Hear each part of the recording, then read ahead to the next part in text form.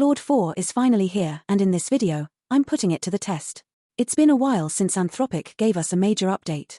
Claude 3 launched back in March 2024, and we saw Sonnet 3.7 arrive in February 2025. Now we've got two brand new models, Claude Opus 4, their most powerful yet, and Claude Sonnet 4. Let's break it all down. Claude models come in three sizes: Haiku, Sonnet, and Opus. With this release, Sonnet 4 upgrades from 3.5 and 3.7, which were previously the go-to options for developers. Meanwhile, Opus 4 replaces Opus 3, marking a major leap after quite a bit of silence on the high-end model front. These models are now available in the Claude app, and I'll be running them through various prompts and challenges to see how they stack up. Opus 4 is available in the paid plan starting at $20 per month, while Sonnet 4 should be the default free option for everyone. Anthropic is calling Opus 4 the world's best coding model and touting improvements in long-running tasks and agent workflows. Sonnet 4 is also positioned as a big upgrade in both reasoning and instruction-following accuracy. Beyond model improvements, Claude now includes tool use features like web search, a major update since Claude didn't have search for a long time. These models now think before answering, offering better responses. There's also Claude Code, integrated with GitHub, now widely available via API. One thing that stands out: these are hybrid models, offering both fast responses and deep reasoning. Why I still use Claude despite competition from Gemini and ChatGPT.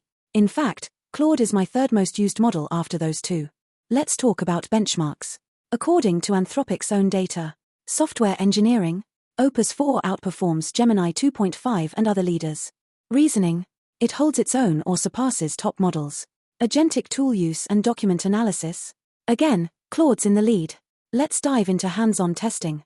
I asked Claude to compare the leading frontier AI models, Claude 4, Gemini 2.5, and ChatGPT using real-time web search.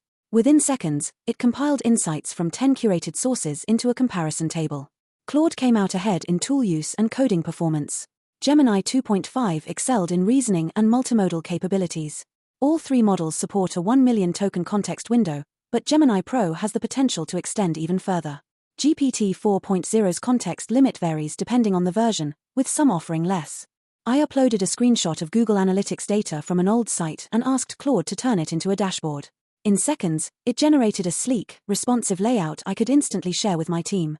Compared to what Sonnet 3.7 offered, this was a significant leap forward, and impressively, every metric aligned perfectly with the original dataset.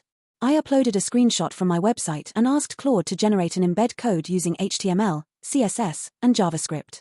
Claude handled the task seamlessly, accurately transforming the image into a responsive, well-formatted graphic element. In contrast, Sonnet had trouble processing the image upload. The output from Claude looked great, clean design and fully responsive, exactly what I needed. I put Claude to the test with a challenge no model has nailed yet: building a custom tic-tac-toe game in Python. Impressively, it not only generated the core logic but also adapted and refined the code without needing to start from scratch, saving me a ton of time. I tested Claude's capabilities as a personal assistant by asking it to find tours in various Asian countries, summarize reviews, and provide recommendations. It performed impressively, quick, well-organized, and equipped with helpful checklists. While Claude doesn't yet support booking reservations, it's clearly moving in that direction. That's the end of my testing. All of these were first-time prompts, run live, without any setup or cherry-picking. The results speak for themselves.